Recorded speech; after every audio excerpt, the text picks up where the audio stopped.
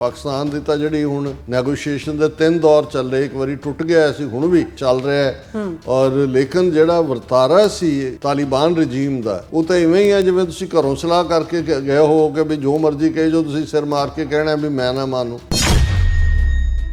सामने मन रहे हुंदे ने, फिर कहंदे ने जी जरा असीं काबल गल कर लईए, फिर इनकारी हो जांदे ने। मंग पाकिस्तान की सिंपल है कि भी लिखती दो कि भी तुहाडी टैरीटरी तो तहरीके तालिबान या कोई होर बॉडी पाकिस्तान के खिलाफ दहशतगर्दी दी कार्रवाइयां नहीं करेगी। Very simple. वो इस दे लई भी तैयार नहीं। मेन स्पोक्सपर्सन है ज़बीरुल मुजाहिद, उन्हें मीडिया नूं कहा कि जी असीं तां जिहड़ा है वो गलबात राहीं मसला हल करना चाहुंदे हैं, पर पाकिस्तानी फौज दे अंदर ऐसा तबका है जिहड़ा उस गलबात नूं सिरे नहीं चढ़न देना चाहुंदा, और इसलिए ये गलबात जिहड़ी है इस्तांबुल दे विच जिहड़ी गलबात हुई वो टुट गई है, कोई भी उहदी टेंजिबल आउटकम नहीं है। पाकिस्तान के डेलीगेशन नूं इररिस्पॉन्सिबल और नॉन कोऑपरेटिव कह रहे। सो मैनूं लगता है कि भी ये तां हुण अपने जिन्हां दे हायर कीते हुए ने भारत के हाकमां दे ज़र खरीद बने ने, ये तां उन्हां दी बोली बोल रहे ने। Viewers welcome back on program. So viewers दूसरे सैगमेंट ਵਿੱਚ ਆਪਾਂ ਗੱਲਬਾਤ ਕਰਨ ਜਾ ਰਹੇ ਹਾਂ ਕਿ ਭਾਰਤ ਦੀ ਪ੍ਰੌਕਸੀ ਅਫਗਾਨਿਸਤਾਨ ਦੇ ਤਾਲਿਬਾਨ ਰਜੀਮ ਨਾਲ ਪਾਕਿਸਤਾਨ ਡੈਲੀਗੇਸ਼ਨ ਦੀ ਇਸਤਾਂਬੁਲ ਅਤੇ ਦੋਹਾ ਵਿੱਚ ਚੱਲ ਰਹੀ ਗੱਲਬਾਤ ਜਿਹੜੀ ਹੈ ਉਹ ਪੂਰੀ ਤਰ੍ਹਾਂ ਫੇਲ ਹੋ ਚੁੱਕੀ ਹੈ, ਔਰ ਤਾਲਿਬਾਨ ਨੇ ਇਸ ਲਈ ਪਾਕਿਸਤਾਨ ਦੇ ਫੌਜੀ ਹਾਕਮਾਂ ਨੂੰ ਦੋਸ਼ ਦਿੱਤਾ ਹੈ। ਔਰ ਦੂਸਰੇ ਪਾਸੇ ਅਜ਼ਰਬਾਈਜਾਨ ਵਿੱਚ ਤੁਰਕੀ, ਪਾਕਿਸਤਾਨ ਤੇ ਅਜ਼ਰਬਾਈਜਾਨ ਨੇ ਸਾਂਝੀ ਜਿਹੜੀ ਫੌਜ ਪਰੇਡ ਕੀਤੀ ਅਤੇ ਸੋਲੀਡੈਰਿਟੀ ਦਾ ਜਿਹੜਾ ਇਜ਼ਹਾਰ ਕੀਤਾ। ਸੋ 7, 8, 9, 10 ਮਈ ਦੇ 4 ਰੋਜ਼ਾ ਭਾਰਤ ਪਾਕਿਸਤਾਨ ਟਕਰਾਅ ਵਿੱਚ तुर्की ਅਤੇ ਅਜ਼ਰਬਾਈਜਾਨ ਨੇ ਪਾਕਿਸਤਾਨ ਦਾ ਖੁੱਲ੍ਹ ਕੇ ਸਾਥ ਦਿੱਤਾ ਸੀ, ਔਰ ਤੁਰਕੀ ਨੇ ਇਜ਼ਰਾਈਲ ਪ੍ਰਾਈਮ ਮਿਨਿਸਟਰ ਨੈਤਨਯਾਹੂ ਸਮੇਤ 37 ਇਜ਼ਰਾਈਲੀ ਅਧਿਕਾਰੀਆਂ ਨੂੰ ਗਜ਼ਾ ਜੈਨੋਸਾਈਡ ਲਈ ਵਾਰ ਕ੍ਰਿਮੀਨਲ ਜਿਹੜਾ ਉਹ ਵੀ ਐਲਾਨਿਆ। ਸੋ ਇਸ ਬਾਰੇ ਆਪਾਂ ਗੱਲਬਾਤ ਕਰਨ ਜਾ ਰਹੇ ਹਾਂ। ਸੋ ਅਸੀਂ ਚਾਹਾਂਗੇ ਕਿ ਤੁਸੀਂ ਇਸੇ ਤਰ੍ਹਾਂ ਬੜੇ ਰਹਿਣਾ, ਦੇਖਣ ਸੁਣ ਲਈ ਜਾਂ ਲਿਖਣ ਲਈ ਤੁਹਾਡਾ ਸਭ ਦਾ ਬਹੁਤ ਬਹੁਤ ਸ਼ੁਕਰੀਆ ਜੀ। ਡਾਕਟਰ ਸਾਹਿਬ ਕੀ ਵਿਚਾਰਾਂ ਨੇ? देखो ਭਾਰਤੀ ਹਾਕਮਾਂ ਦੀ ਇੰਟਰਨੈਸ਼ਨਲ ਫੇਲਿਅਰ, ਅੰਦਰੂਨੀ ਤੌਰ ਤੇ ਉਹਨਾਂ ਦੀ ਇਕਨੋਮੀ ਦਾ ਮਾੜਾ ਹਾਲ, ਅਨਪੋਪੂਲੈਰਿਟੀ, ਸਮਾਜ ਦੇ ਵਿੱਚ ਇੱਕ ਕੇਓਸ, ਲੁੱਟ ਖਸੁੱਟ ਦਾ ਮਾਹੌਲ, ਉਸ ਨੂੰ ਜਿਹੜਾ ਹੈ ਉਸ ਤੋਂ ਧਿਆਨ ਪਾਸੇ ਹਟਾਉਣ ਲਈ, ਡਾਈਵਰਸ਼ਨ ਲਈ ਭਾਰਤ ਨੇ ਪਾਕਿਸਤਾਨ ਦੇ ਉੱਤੇ ਜਿਹੜਾ ਹੈ ਉਹ ਫੁੱਲ ਸਕੇਲ ਆਪਣਾ ਪੂਰਾ ਸ਼ਰਾਰਤੀ ਜਿਹੜਾ ਉਹਨਾਂ ਦੀ ਧਾਵਾ ਹੈ ਉਹ ਬੋਲਿਆ ਹੋਇਆ। ਔਰ ਉਸ ਦੇ ਲਈ ਅਸੀਂ ਦੇਖਦੇ ਹਾਂ ਕਿ ਪਿਛਲੇ ਪੀਰੀਅਡ 'ਚ ਖੁੱਲ੍ਹ ਕੇ ਜਿਹੜਾ ਹੈ ਤਾਲਿਬਾਨ ਰਜੀਮ ਅਫਗਾਨਿਸਤਾਨ ਦਾ, ਜਿਸ ਦੇ ਮੈਜੋਰਿਟੀ ਜਿਹੜੇ ਸੋ ਕਾਲਡ ਮਿਨਿਸਟਰ ਨੇ ਉਹ ਯੂਨਾਈਟਿਡ ਨੇਸ਼ਨਸ ਦੀ ਦਹਿਸ਼ਤਗਰਦਾਂ ਦੀ ਲਿਸਟ ਦੇ ਵਿੱਚ ਨੇ, ਫਲਾਈ ਵੀ ਨਹੀਂ ਕਰ ਸਕਦੇ।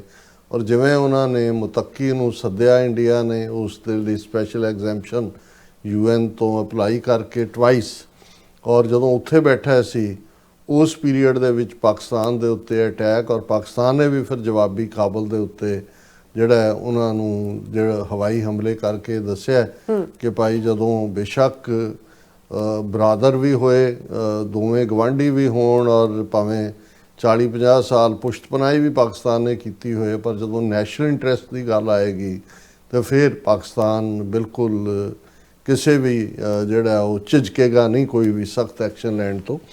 ਔਰ ਇਸ ਦੇ ਨਾਲ ਮੈਂ ਈਵਨ ਇਹ ਵੀ ਦੇਖਦਾ ਕਿ ਇੱਕ ਪਾਸੇ ਪਾਕਿਸਤਾਨ ਦੇ ਇੱਕ ਪੰਜਾਬੀ ਤਬਕੇ ਦੇ ਵਿੱਚ ਇਹ ਡਿਬੇਟ ਵੀ ਹੈ, ਉਹਨਾਂ ਨੂੰ ਇਸ ਗੱਲ ਦਾ ਫਖਰ ਹੈ ਕਿ ਭਾਈ ਇਹ ਅਕਿਰਤਕਾਂਡ ਜਿਹੜਾ ਜੋ ਇਹ ਕਰ ਰਹੇ ਨੇ, ਇਹਨਾਂ ਨੂੰ ਮਹਾਰਾਜਾ ਰਣਜੀਤ ਸਿੰਘ, ਹਰੀ ਸਿੰਘ ਨਲੂਏ ਨੇ ਸਬਕ ਸਿਖਾਇਆ ਸੀ, ਉਹ ਐਜ਼ ਏ ਪੰਜਾਬੀ ਸੋਚਣ ਲੱਗੇ ਨੇ, ਉਹਦਾ ਪ੍ਰਾਈਡ ਲੈ ਰਹੇ ਨੇ। ਪਰ ਇੱਕ ਪਾਸੇ ਮੈਂ ਇਹ ਵੀ ਦੇਖ ਰਿਹਾ ਕਿ ਵੀ ਕੁਛ ਜਿਹੜੇ ਨੇ ਉਹ ਬੜੇ ਗੈਰ ਜ਼ਿੰਮੇਦਾਰਾਨਾ ਅੰਦਾਜ਼ ਦੇ ਵਿੱਚ ਜਿਹੜੇ ਖੈਬਰ ਪਖਤੂਨਖਵਾ ਦੀ ਕੁਛ ਲੀਡਰਸ਼ਿਪ ਹੈ ਜਾਂ ਅਫਗਾਨਿਸਤਾਨ ਦੀ ਵੀ ਹੈ, ਉਹ ਮਹਾਰਾਜਾ ਰਣਜੀਤ ਸਿੰਘ ਪ੍ਰਤੀ ਜਾਂ ਸਿੱਖਾਂ ਪ੍ਰਤੀ ਘਟੀਆ ਸ਼ਬਦਾਵਲੀ ਵੀ ਉਹਨਾਂ ਨੇ ਇਸਤੇਮਾਲ ਕਰਕੇ, ਔਰ ਉਹ ਇਹ ਦੱਸਣ ਦਾ ਕਿ ਵੀ ਸਾਡਾ ਪ੍ਰਾਈਡ ਅਸੀਂ ਜਿਹੜਾ ਉਹ ਗ੍ਰੇਵ ਯਾਰਡ ਬਣਾ ਦਿੱਤਾ ਐਮਪਾਇਰਸ ਨੂੰ, ਬ੍ਰਿਟਿਸ਼ ਨੂੰ, ਦੂਜੇ ਤੀਜੇ ਨੂੰ।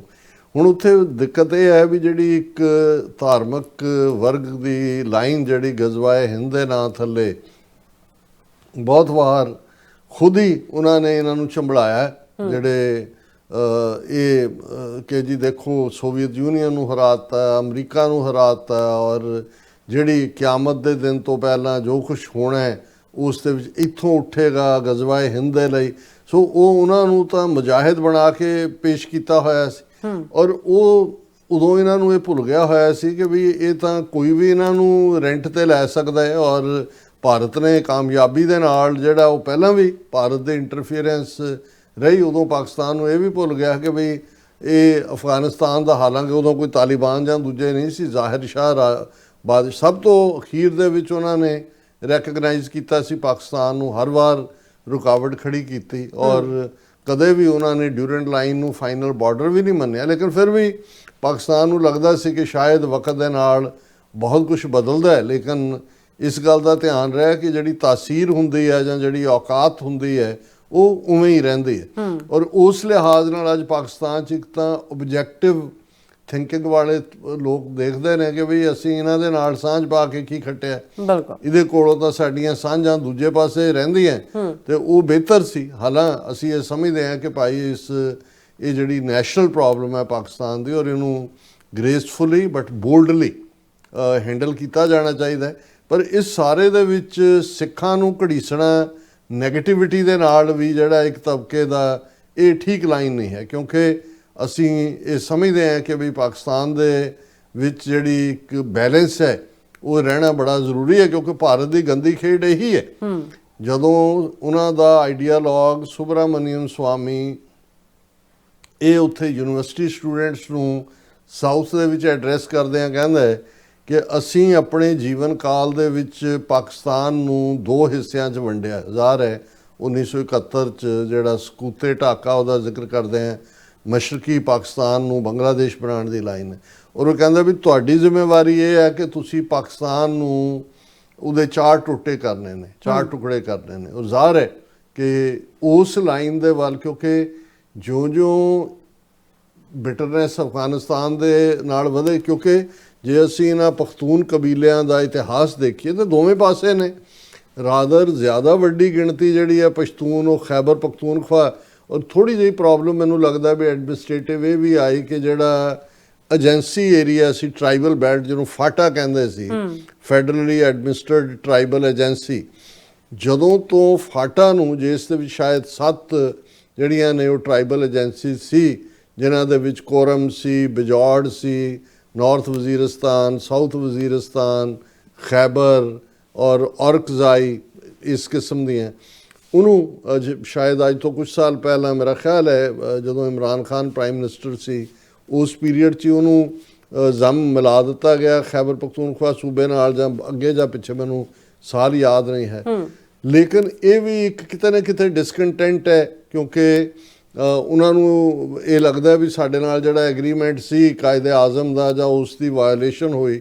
ਲੇਕਿਨ ਦੂਸਰੇ ਪਾਸੇ ਜਿਹੜੀਆਂ ਇਹ ਏਜੰਸੀ ਏਰੀਆ ਹੈ ਉਹ ਇਸ ਲੈਵਲ ਦੇ ਉੱਤੇ ਜਿਹੜੀ ਸੋ ਕਾਲਡ ਤਹਿਰੀਕੇ ਤਾਲਿਬਾਨ, ਜਿਹਨੂੰ ਜ਼ਾਹਰ ਹੈ ਇੰਡੀਆ ਨੇ ਖੜਾ ਕੀਤਾ ਹੈ, ਫੰਡ ਵੀ ਕੀਤਾ ਹੈ, ਔਰ ਕਿਤੇ ਨਾ ਕਿਤੇ ਜਦੋਂ ਮੇਨ ਤਾਲਿਬਾਨ ਜਿਹੜੇ ਅਫਗਾਨਿਸਤਾਨ ਦੇ ਉਹ ਲੜ ਰਹੇ ਸੀ ਬਾਕੀ ਤਾਕਤਾਂ ਦੇ ਨਾਲ, ਤੇ ਤਹਿਰੀਕੇ ਤਾਲਿਬਾਨ, ਕਿਉਂਕਿ ਉਹ ਵੀ ਪਖਤੂਨ ਨੇ, ਇੱਧਰ ਵੀ ਪਖਤੂਨ ਨੇ, ਉਹਨਾਂ ਦੇ ਸਾਥੀ ਸਹਿਯੋਗੀ ਸੀ। ਹੁਣ ਉਹ ਉਹਨਾਂ ਨੂੰ ਡੱਕਣ ਤੋਂ ਵੀ ਇਨਕਾਰੀ ਨੇ। ਪਾਕਿਸਤਾਨ ਦੀ ਤਾਂ ਜਿਹੜੀ ਹੁਣ ਨੈਗੋਸ਼ੀਏਸ਼ਨ ਦੇ 3 ਦੌਰ ਚੱਲੇ, ਇੱਕ ਵਾਰੀ ਟੁੱਟ ਗਿਆ ਸੀ, ਹੁਣ ਵੀ ਜਿਹੜਾ ਪਿਛਲੇ ਦਿਨਾਂ 'ਚ ਅਸੀਂ ਲਾਸਟ ਟਾਈਮ ਗੱਲ ਕੀਤੀ ਸੀ ਕਿ ਭਾਈ ਚੱਲ ਰਿਹਾ ਹੈ। ਔਰ ਲੇਕਿਨ ਜਿਹੜਾ ਵਰਤਾਰਾ ਸੀ ਤਾਲਿਬਾਨ ਰਜੀਮ ਦਾ, ਉਹ ਤਾਂ ਇਵੇਂ ਹੀ ਹੈ ਜਿਵੇਂ ਤੁਸੀਂ ਘਰੋਂ ਸਲਾਹ ਕਰਕੇ ਗਏ ਹੋ ਕਿ ਵੀ ਜੋ ਮਰਜ਼ੀ ਕਹੇ, ਜੋ ਤੁਸੀਂ ਸਿਰ ਮਾਰ ਕੇ ਕਹਿਣਾ ਵੀ ਮੈਂ ਨਾ ਮਾਨੂੰ। ਔਰ ਇਹ ਗੱਲ ਈਵਨ ਪਾਕਿਸਤਾਨ ਦੇ ਡਿਪਟੀ ਪ੍ਰਾਈਮ ਮਿਨਿਸਟਰ ਨੇ ਵੀ ਕਹੀ, ਡਿਫੈਂਸ ਮਿਨਿਸਟਰ ਨੇ, ਕਿ ਸਾਹਮਣੇ ਮੰਨ ਰਹੇ ਹੁੰਦੇ ਨੇ, ਫਿਰ ਕਹਿੰਦੇ ਨੇ ਜੀ ਜ਼ਰਾ ਅਸੀਂ ਕਾਬਲ ਗੱਲ ਕਰ ਲਈਏ, ਫਿਰ ਇਨਕਾਰੀ ਹੋ ਜਾਂਦੇ ਨੇ। ਔਰ ਹੁਣ ਇਸ ਸਾਰੇ ਦਾ ਜਿਹੜੀ ਉਹਨਾਂ ਦਾ, ਔਰ ਮੰਗ ਪਾਕਿਸਤਾਨ ਦੀ ਸਿੰਪਲ ਹੈ ਕਿ ਵੀ ਲਿਖਤੀ ਦਿਓ ਕਿ ਵੀ ਤੁਹਾਡੀ ਟੈਰੀਟਰੀ ਤੋਂ ਤਹਿਰੀਕੇ ਤਾਲਿਬਾਨ ਜਾਂ ਕੋਈ ਹੋਰ ਬਾਡੀ ਪਾਕਿਸਤਾਨ ਦੇ ਖਿਲਾਫ ਦਹਿਸ਼ਤਗਰਦੀ ਦੀਆਂ ਕਾਰਵਾਈਆਂ ਨਹੀਂ ਕਰੇਗੀ। Very simple, very simple. ਉਹ ਇਸ ਦੇ ਲਈ ਵੀ ਤਿਆਰ ਨੇ। ਹੁਣ ਉਹਨਾਂ ਨੇ ਇਸ ਸਾਰੇ ਦਾ ਭਾਂਡਾ ਜਿਹੜਾ ਹੈ ਉਹ ਪਾਕਿਸਤਾਨ ਦੇ ਸਿਰ ਤੇ ਭੰਨਣ ਦੀ ਕੋਸ਼ਿਸ਼ ਕੀਤੀ ਹੈ। ਐਲੀਮੈਂਟਸ ਇਨ ਪਾਕਿਸਤਾਨ's military deliberately sabotaging Pakistan Afghanistan piece talks Kabul. ਔਰ ਇਹ ਜਿਹੜੇ ਉਹਨਾਂ ਦਾ ਮੇਨ ਸਪੋਕਸਪਰਸਨ ਹੈ ਜ਼ਬੀਲੁਲ ਮੁਜ਼ਾਹਿਦ, ਉਹਨੇ ਮੀਡੀਆ ਨੂੰ ਕਿਹਾ ਕਿ ਜੀ ਅਸੀਂ ਤਾਂ ਜਿਹੜਾ ਹੈ ਉਹ ਗੱਲਬਾਤ ਰਾਹੀਂ ਮਸਲਾ ਹੱਲ ਕਰਨਾ ਚਾਹੁੰਦੇ ਹਾਂ, ਪਰ ਪਾਕਿਸਤਾਨੀ ਫੌਜ ਦੇ ਅੰਦਰ ਐਸਾ ਤਬਕਾ ਹੈ ਜਿਹੜਾ ਉਸ ਗੱਲਬਾਤ ਨੂੰ ਸਿਰੇ ਨਹੀਂ ਚੜ੍ਹਨ ਦੇਣਾ ਚਾਹੁੰਦਾ, ਔਰ ਇਸ ਲਈ ਇਹ ਗੱਲਬਾਤ ਜਿਹੜੀ ਹੈ ਇਸਤੰਬੁਲ ਦੇ ਵਿੱਚ ਜਿਹੜੀ ਗੱਲਬਾਤ ਹੋਈ ਉਹ ਟੁੱਟ ਗਈ ਹੈ, ਕੋਈ ਵੀ ਉਹਦੀ ਟੈਂਜੀਬਲ ਆਊਟਕਮ ਨਹੀਂ ਹੈ। ਔਰ ਇਸ ਦੇ ਲਈ ਉਹਨੇ ਕਿਹਾ ਜੀ certain elements within Pakistan military and intelligence services are deliberately sabotaging the ongoing peace process. ਔਰ ਇਹ ਜਿਹੜਾ ਪਾਕਿਸਤਾਨ ਦੇ ਡੈਲੀਗੇਸ਼ਨ ਨੂੰ ਇਰਰਿਸਪੌਂਸੀਬਲ ਔਰ ਨਾਨ ਕੋਆਪਰੇਟਿਵ ਕਹਿ ਰਹੇ। ਸੋ ਮੈਨੂੰ ਲੱਗਦਾ ਹੈ ਕਿ ਵੀ ਇਹ ਤਾਂ ਹੁਣ ਆਪਣੇ ਜਿਨ੍ਹਾਂ ਦੇ ਹਾਇਰ ਕੀਤੇ ਹੋਏ ਨੇ ਭਾਰਤ ਦੇ ਹਾਕਮਾਂ ਦੇ ਇਹ ਜ਼ਰ ਖਰੀਦ ਬਣੇ ਨੇ, ਇਹ ਤਾਂ ਉਹਨਾਂ ਦੀ ਬੋਲੀ ਬੋਲ ਰਹੇ ਨੇ।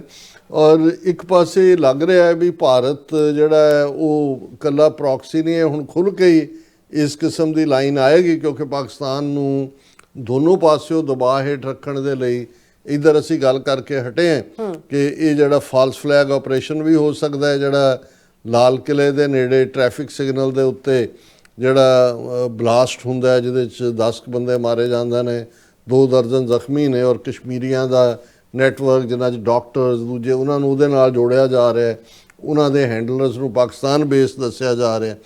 ਪਰ ਦੂਸਰੇ ਪਾਸੇ ਮੈਨੂੰ ਲੱਗਦਾ ਵੀ ਪਾਕਿਸਤਾਨ ਦੇ ਜਿਹੜੇ ਸਿਕਿਉਰਿਟੀ ਅਦਾਰੇ ਨੇ, ਉਹਨਾਂ ਦੀਆਂ ਏਜੰਸੀਆਂ ਨੇ ਜਾਂ ਉਹਨਾਂ ਦਾ ਫੌਜੀ ਨੈਟਵਰਕ ਹੈ, ਉਹ ਪੂਰੀ ਤਰ੍ਹਾਂ ਚੁਕੰਨੇ ਨੇ। ਔਰ ਉਹਨਾਂ ਨੇ ਆਲਰੇਡੀ ਜਿਵੇਂ ਪਾਕਿਸਤਾਨ ਦੀ ਬੇਸ਼ੱਕ ਸਿਵਿਲੀਅਨ ਹਕੂਮਤ ਤਾਂ ਉਹੀ ਕਰਦੀ ਹੈ ਜੋ ਫੌਜ ਚਾਹੁੰਦੀ ਹੈ। ਇਸ ਵੇਲੇ ਸ਼ਾਹਬਾਜ਼ ਸ਼ਰੀਫ ਜਿਹੜੇ ਨੇ ਉਹ ਪਿਛਲੇ ਸਾਰੇ ਪੀਰੀਅਡ 'ਚ ਹੀ ਦੌਰਿਆਂ ਦੇ ਉੱਤੇ ਹੀ ਰਹੇ ਨੇ, ਕਦੇ ਸਾਊਦੀ ਅਰੇਬੀਆ, ਕਦੇ UAE, ਕਦੇ ਹੁਣ। ਔਰ ਇਸ ਗੱਲ ਦਾ ਵੀ ਧਿਆਨ ਰਿਹਾ ਕਿ ਜਿਹੜੀ 7, 8, 9, 10 ਮਈ ਨੂੰ ਮਿਜ਼ਾਈਲ ਡਰੋਨ ਵਾਰਫੇਅਰ ਹੋਈ, ਬਹੁਤ ਸਾਰੇ ਡਰੋਨ ਜਿਹੜੇ ਪਾਕਿਸਤਾਨ ਨੇ ਇਸਤੇਮਾਲ ਕੀਤੇ ਜੋ ਟਰਕੀ ਦੇ ਵਿੱਚ ਬਣੇ ਹੋਏ, ਤੁਰਕੀਏ ਨੇ, ਜਿਹਨੂੰ ਟਰਕੀ ਦਾ ਨਵਾਂ ਨਾਂ ਤੁਰਕੀਏ ਹੈ, ਤੁਰਕੀਏ ਦੀ ਫੁੱਲ ਕੋਆਪਰੇਸ਼ਨ ਸੀ। ਇਸੇ ਤਰ੍ਹਾਂ ਅਜ਼ਰਬਾਈਜਾਨ ਨੇ ਵੀ ਪਾਕਿਸਤਾਨ ਦੀ ਪੂਰੀ ਮਦਦ ਕੀਤੀ, ਕਿਉਂਕਿ ਅਜ਼ਰਬਾਈਜਾਨ ਔਰ ਅਰਮੀਨੀਆ ਦੀ ਜਿਹੜੀ ਜੰਗ ਖਾਸ ਤੌਰ ਤੇ ਕਰਬਾਖ ਰੀਜਨ ਦੇ ਉੱਤੇ, ਕਾਰਾਬਾਖ ਰੀਜਨ ਦੇ ਉੱਤੇ ਕਬਜ਼ੇ ਲਈ ਸੀ, ਉਹਦੇ 'ਚ ਪਾਕਿਸਤਾਨ ਨੇ ਪੂਰੀ ਅਜ਼ਰਬਾਈਜਾਨ ਦੀ ਮਦਦ ਕੀਤੀ ਸੀ। ਔਰ ਡਰੋਨ ਜਿਹੜੇ ਨੇ ਟਰਕੀ ਦੇ ਬਣੇ ਹੋਏ ਉਹ ਅਜ਼ਰਬਾਈਜਾਨ ਨੇ ਵਰਤੇ। ਹਾਲਾਂਕਿ ਜੇ ਤੁਸੀਂ ਦੇਖੋ ਵੀ ਪੋਲਿਟਿਕਸ ਇੰਨੀ ਕੰਪਲੈਕਸ ਹੈ, ਅਰਮੀਨੀਆ ਜਿਹੜੀ ਹੈ ਉਹ ਸਭ ਤੋਂ ਪੁਰਾਣੀ ਕ੍ਰਿਸਚੀਅਨ ਸਟੇਟ ਹੈ। ਔਰ ਅਰਮੀਨੀਆ ਟਰਕੀ, ਹੁਣ ਇੱਕ ਪਾਸੇ ਅਜ਼ਰਬਾਈਜਾਨ ਦੀ ਮਦਦ ਟਰਕੀ ਨੇ ਵੀ ਕੀਤੀ, ਪਾਕਿਸਤਾਨ ਦਾ ਬਣਿਆ ਤਾਂ ਉਹਨਾਂ ਦਾ ਜਿਹੜਾ ਅਸਲਾ ਜਾਂ ਦੂਜਾ ਵੀ ਉਹਦੇ ਕੋਲ ਹੈ। ਇਜ਼ਰਾਈਲ ਵੀ ਅਜ਼ਰਬਾਈਜਾਨ ਦੀ ਮਦਦ ਕਰਦਾ ਹੈ। ਅਜ਼ਰਬਾਈਜਾਨ ਦਾ ਝਗੜਾ ਅਰਮੀਨੀਆ ਨਾਲ ਸੀ। ਹੁਣ ਇਜ਼ਰਾਈਲ ਇਸ ਲਈ ਕਰਦਾ ਹੈ ਕਿ 40-50% ਜਿਹੜੀ ਗੈਸ ਆਇਲ ਦੂਜਾ ਉੱਥੋਂ ਉਹਨਾਂ ਨੂੰ ਆਉਂਦਾ ਹੈ, ਇਕਵਿਪਮੈਂਟ ਵੀ ਉਹ ਖਰੀਦਦਾ ਉਹਨਾਂ ਨਾਲ ਪੁਰਾਣੇ।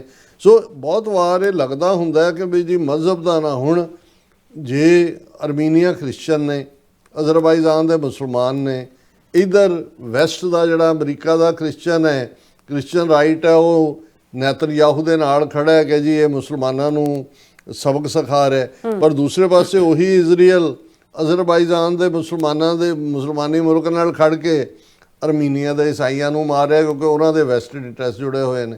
ਲੇਕਿਨ ਇਹ ਜਦੋਂ ਅਸੀਂ ਦੇਖ ਰਹੇ ਹਾਂ ਕਿ ਨਵੇਂ ਅਲਾਇੰਸ ਉੱਭਰ ਰਹੇ ਨੇ, ਜਾਂ ਜੇ ਪਾਕਿਸਤਾਨ ਨੇ ਇੰਡੀਆ ਨੂੰ ਸ਼ਿਕਸਤ ਦਿੱਤੀ 4 ਰੋਜ਼ਾ ਜੰਗ ਦੇ ਵਿੱਚ, ਸਾਊਦੀ ਅਰੇਬੀਆ ਨੇ ਫੌਰਨ ਪੈਕਟ ਕਰ ਲਿਆ ਪਾਕਿਸਤਾਨ ਦੇ ਨਾਲ ਕਿ ਹਰ ਤਰ੍ਹਾਂ ਦੀ ਸਿਕਿਉਰਿਟੀ ਦੇ ਲਈ ਇੱਕ ਦੂਜੇ ਦੇ ਨਾਲ ਉਹ ਖਲੋਣਗੇ। ਇੱਧਰ ਜਿਸ ਅੰਦਾਜ਼ ਦੇ ਵਿੱਚ 2 ਦਿਨਾਂ ਦੇ ਵਿੱਚ ਤੁਰਕੀਏ, ਅਜ਼ਰਬਾਈਜਾਨ ਔਰ ਪਾਕਿਸਤਾਨ ਦੀਆਂ ਫੌਜਾਂ ਨੇ ਜੁਆਇੰਟ ਜਿਹੜਾ ਉਹ ਮਿਲਟਰੀ ਪੈਰੇਡ ਕੀਤੀ ਹੈ, ਆਪਸ ਦੇ ਵਿੱਚ ਯਕਜ਼ਾਦੀ ਦਾ ਇਜ਼ਹਾਰ ਕੀਤਾ ਹੈ। ਈਵਨ ਸ਼ਾਹਬਾਜ਼ ਸ਼ਰੀਫ ਨੇ ਉੱਥੇ ਇੱਕ ਵਾਰ ਫਿਰ ਪ੍ਰੈਜ਼ੀਡੈਂਟ ਟਰੰਪ ਦਾ ਧੰਨਵਾਦ ਕੀਤਾ ਕਿ ਭਾਈ ਉਹਨਾਂ ਦੀ ਬੋਲਡ ਔਰ ਡਿਸਾਈਸਿਵ ਲੀਡਰਸ਼ਿਪ ਕਰਕੇ ਪਾਕਿਸਤਾਨ ਔਰ ਭਾਰਤ ਦੇ ਵਿਚਾਲੇ ਸੀਜ਼ਫਾਇਰ ਹੋਇਆ। ਔਰ ਨਾਲ ਦੀ ਨਾਲ ਉਹਨਾਂ ਨੇ ਕਿਹਾ ਕਿ ਬਈ ਇਹ ਜਿਹੜੀ ਪੈਰੇਡ ਸੀ ਉਹਦੇ 'ਚ ਉਹਨਾਂ ਨੇ ਕੰਟਿੰਜੈਂਟ ਸੀ ਆਰਮਡ ਫੋਰਸਿਸ ਦੇ, ਪਾਕਿਸਤਾਨ ਦੇ, ਤੁਰਕੀਏ ਦੇ, ਜਿਹੜੇ ਅਜ਼ਰਬਾਈਜਾਨ ਦੀ ਫੌਜ ਦੇ ਨਾਲ ਉਹਨਾਂ ਨੇ ਬਰਾਬਰ ਮਾਰਚ ਕੀਤਾ। ਔਰ ਇਸ ਦੇ ਵਿੱਚ ਸਪਲੈਂਡਡ ਫਲਾਈ ਪਾਸਟ ਵੀ ਸੀ, ਔਰ JF-17 ਥੰਡਰ ਜੈਟਸ ਜਿਹੜੇ ਪਾਕਿਸਤਾਨ ਨੇ ਇਸਤੇਮਾਲ ਕੀਤੇ ਨੇ ਭਾਰਤ ਦੇ ਖਿਲਾਫ ਚਾਈਨਾ ਦੇ ਬਣੇ ਹੋਏ 4 ਰੋਜ਼ਾ ਜੰਗ ਦੇ ਵਿੱਚ, ਉਹਨਾਂ ਦਾ ਵੀ ਜਿਹੜਾ ਜਲਵੇ ਉਹ ਦਿਖਾਏ ਗਏ। ਔਰ ਇਸ ਸਾਰੇ ਦੇ ਉੱਤੇ ਚੱਲਦੇ ਆ ਇੱਕ ਪਾਰਟ ਬੜਾ ਕਲੀਅਰ ਹੈ ਕਿ ਇਸੇ ਮੌਕੇ ਦੇ ਉੱਤੇ ਹੀ ਤੁਰਕੀਏ ਨੇ ਇਜ਼ਰਾਈਲ ਦੇ ਪ੍ਰਾਈਮ ਮਿਨਿਸਟਰ ਨੈਤਨਯਾਹੂ ਤੇ ਉਸ ਦੇ 37 ਹੋਰ ਅਧਿਕਾਰੀ ਜਿਨ੍ਹਾਂ ਦੇ ਵਿੱਚ ਉਹਨਾਂ ਦਾ ਡਿਫੈਂਸ ਮਿਨਿਸਟਰ ਹੈ, ਫੋਰਨ ਮਿਨਿਸਟਰ ਹੈ, ਆਰਮੀ ਜਨਰਲ ਹੈ, ਉਹਨਾਂ ਨੂੰ ਵਾਰ ਕ੍ਰਿਮੀਨਲ ਡਿਕਲੇਅਰ ਕੀਤਾ ਹੈ।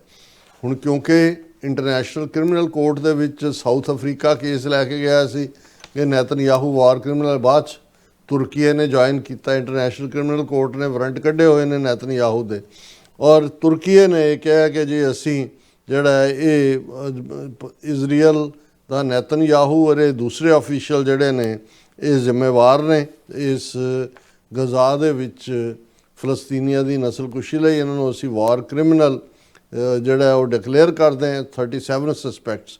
ਔਰ ਇਸ ਦੇ ਵਿੱਚ ਉਹਨਾਂ ਦਾ ਇਜ਼ਰਾਈਲ ਦਾ ਡਿਫੈਂਸ ਮਿਨਿਸਟਰ ਹੈ, Israel cards national security minister ਹੈ, ਔਰ ਆਰਮੀ ਚੀਫ ਹੈ ਲੈਫਟੀਨੈਂਟ ਜਨਰਲ ਇਯਾਲ ਜ਼ਮੀਰ। ਹਾਲਾਂਕਿ ਇਜ਼ਰਾਈਲ ਨੇ ਇਹਨੂੰ ਰਿਜੈਕਟ ਕੀਤਾ, ਉਹਨਾਂ ਨੇ ਕਿਹਾ ਕਿ ਜੀ ਇਹ ਜਿਹੜਾ ਅਰਦੋਗਾਨ ਹੈ ਉਹਦਾ ਇਹ PR ਸਟੰਟ ਹੈ, ਔਰ ਇਹ ਖੁਦ ਜਿਹੜਾ ਟਰਕਿਸ਼ ਪ੍ਰੈਜ਼ੀਡੈਂਟ ਜਿਹੜਾ ਉਹ ਟਾਇਰੈਂਟ ਹੈ। ਔਰ ਹਾਲਾਂਕਿ ਹਮਾਸ ਨੇ ਵੈਲਕਮ ਕੀਤਾ ਤੁਰਕੀ ਦੀ ਅਨਾਉਂਸਮੈਂਟ ਨੂੰ।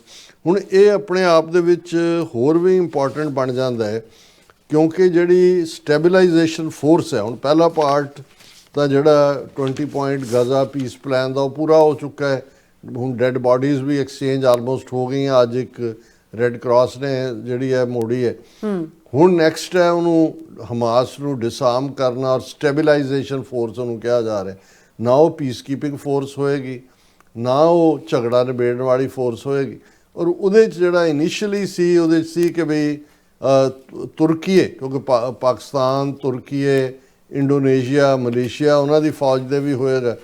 ਇਜ਼ਰਾਈਲ ਨੇ ਆਬਜੈਕਟ ਕਰਤਾ ਕਿ ਜੀ ਤੁਰਕੀਏ ਵਾਲੀ ਨਹੀਂ ਆ ਸਕਦੇ, ਕਿਉਂਕਿ ਜਿਹੜਾ ਇਜ਼ਰਾਈਲ ਤਾਂ 1948 'ਚ ਬਣਦਾ ਹੈ, ਪਰ ਜਿਹੜਾ ਫਸਟ ਵਰਲਡ ਵਾਰ 1918 'ਚ ਖਤਮ ਹੋਇਆ ਔਰ ਇਹ ਜਿਹੜੇ ਸਾਰੇ ਮਿਡਲ ਈਸਟ ਦੇ ਮੁਲਕ ਬਣੇ, ਉਸ ਤੋਂ ਲਗਭਗ 700 ਸਾਲ ਪਹਿਲਾਂ ਫॉर 700 ਈਅਰ ਸਾਰਾ ਮਿਡਲ ਈਸਟ ਆਟੋਮੈਨ ਐਮਪਾਇਰ ਦੇ ਥੱਲੇ ਸੀ।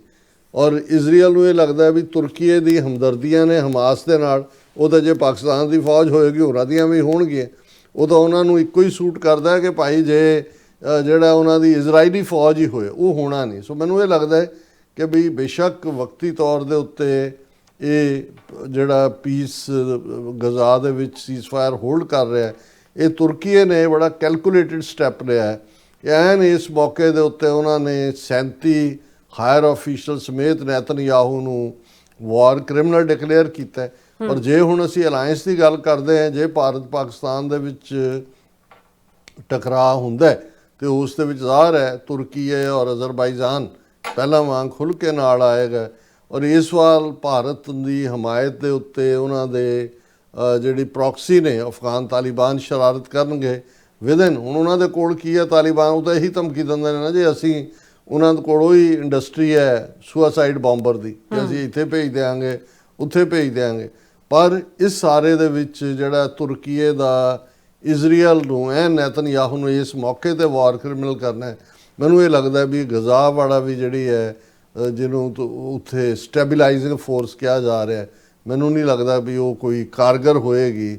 ਤੁਰਕੀਏ ਤੇ ਪਾਕਿਸਤਾਨ ਦਾ ਵੀ ਅਲਾਇੰਸ ਹੈ, ਪਾਕਿਸਤਾਨ ਵੀ ਜਿਹੜਾ ਉਸ ਦੇ ਉੱਤੇ ਫਿਰ ਬਿਨਾਂ ਤੁਰਕੀਏ ਦੀ ਮਰਜ਼ੀ ਦੇ ਜਿਹੜਾ ਉਹ ਸ਼ਾਇਦ ਆਪਣੀ ਫੋਰਸ ਨਾ ਦੇ।